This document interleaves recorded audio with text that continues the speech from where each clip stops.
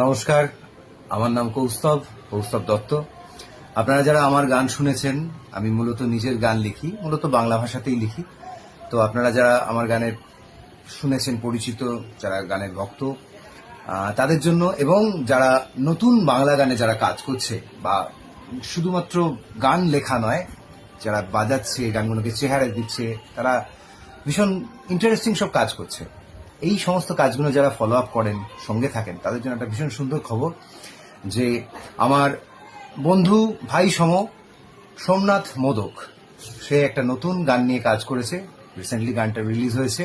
গানটার নাম অক্লান্ত অভিনয়। গানটা শুনুন, ভিডিওর সঙ্গে লিঙ্কে গানটিকে আপনারা পেয়ে যাবেন।